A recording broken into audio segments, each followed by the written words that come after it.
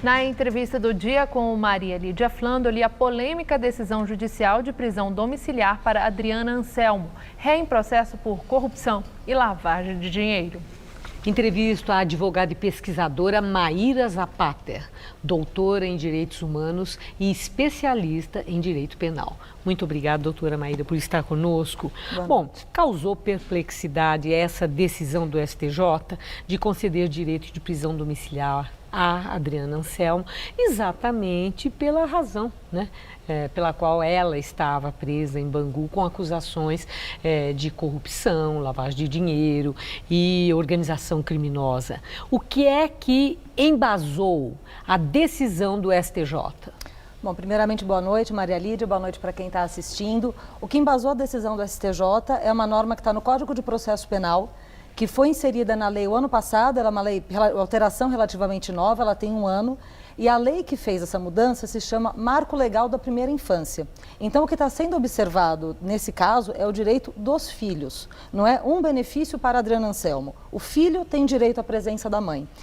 Essa lei foi modificada em razão, em grande medida, pelo aumento da população carcerária feminina, que nos últimos anos foi proporcionalmente maior do que a masculina. Isso passou a gerar um segundo problema, que é das crianças, porque as mulheres ainda são as principais responsáveis pelos cuidados com as crianças. E se passou a observar que muitas vezes as mães são presas, os filhos são entregues para abrigos, poder familiar é decretada a perda, essa mulher não sabe mais onde está esse filho, o filho colocado para adoção, enfim. Diante disso, se observou a necessidade de ter uma previsão legal que possibilitasse não só mulheres, mas homens também, que tenham filhos menores de 12 anos sob seus cuidados, cumprir prisão domiciliar. Então, a lei é essa.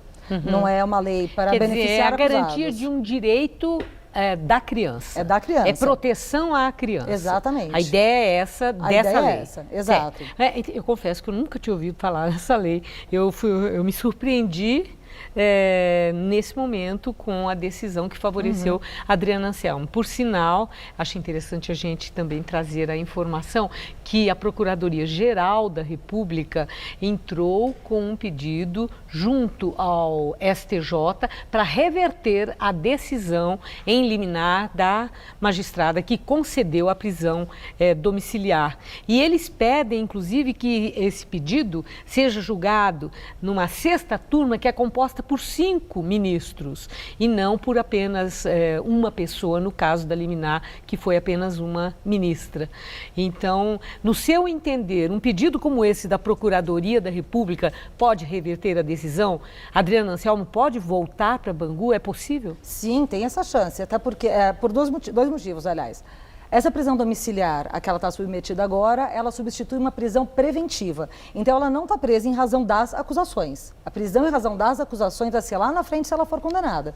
A prisão preventiva, que é antes do julgamento, ela se faz com fundamentos totalmente diversos. E a domiciliar substitui essa preventiva.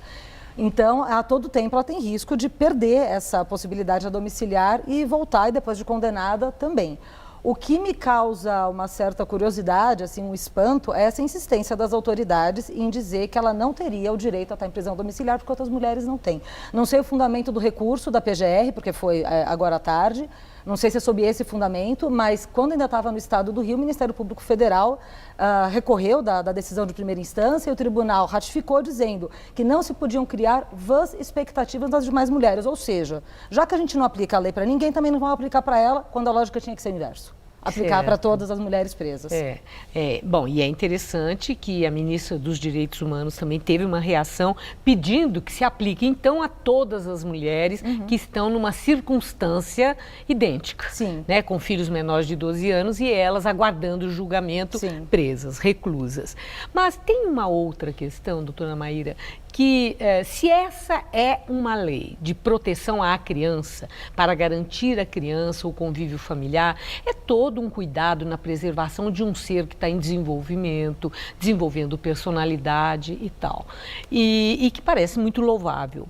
Mas entra também um questionamento, até que ponto o convívio de uma mãe no caso essa Adriana Anselmo, e que notoriamente está até muito conhecido, vamos dizer, características de personalidade dela, como ela atuou assim, no desrespeito à lei e todas as acusações que acabaram resultando a prisão. As crianças estariam de fato protegidas no convívio com uma pessoa com essas características, ou uma referência tão negativa pode, ao contrário, prejudicar essas crianças com valores que seriam contrários a tudo aquilo que, do ponto de vista ético, se deve transmitir na educação.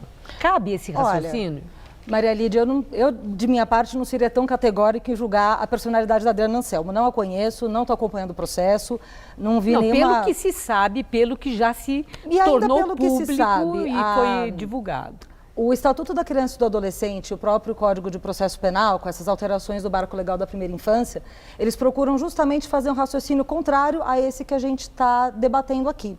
Com a seguinte ideia: o fato do pai ou da mãe serem acusados de crime, sofrerem um processo criminal, isso não necessariamente vai fazer com que aquela criança esteja em risco. Porque também o outro lado existe. Existem muitos pais, muitas mães, muitos responsáveis, tidos como cidadãos de bem, no sentido de não ter um processo criminal, mas que colocam seus filhos numa situação de risco. Então, essa valoração moral não tem que caber ao judiciário fazer no processo criminal. Caberia a quem? No caso de ter um processo em que se avaliasse, um processo específico da Vara de Infância e Juventude, para perda de poder familiar, colocação da criança em família substituta, sob guarda, tutela, ou no extremo da adoção, caberia nesse processo e tem um procedimento específico de avaliação psicológica, saber se está em risco ou não. O princípio que o Estatuto da Criança e do Adolescente coloca o preferível sempre são os pais. A regra é essa.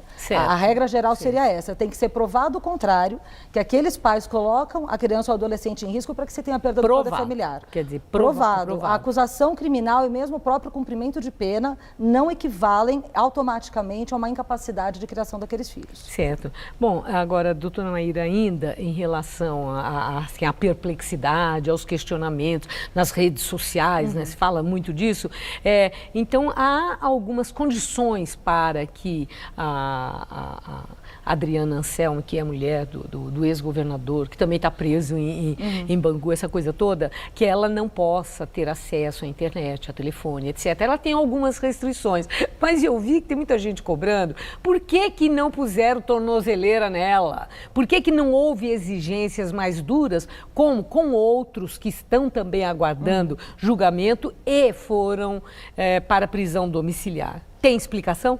Ou é privilégio? Eu não sei qual foi a explicação específica do caso dela, porque para cada caso em que a pessoa vai aguardar julgamento em liberdade, aliás, é bom a gente lembrar, né, pessoal, que aguardar julgamento em liberdade deveria ser a regra, sem restrição de tornozeleira eletrônica, sem escolta de polícia na porta, porque o próprio processo criminal, ele já é um ônus para o cidadão. Mas a cada caso concreto em que o juiz decide que a pessoa não vai precisar ficar reclusa enquanto aguarda o julgamento, ele vai avaliar se tem necessidade de comparecer em juízo ou sendo prisão domiciliar com polícia ou tornozeleira eletrônica. No caso dela, eu não sei qual foi a fundamentação. Eu agradeço muito sua entrevista. Uma boa noite. Muito obrigada. Eu que agradeço. Boa noite.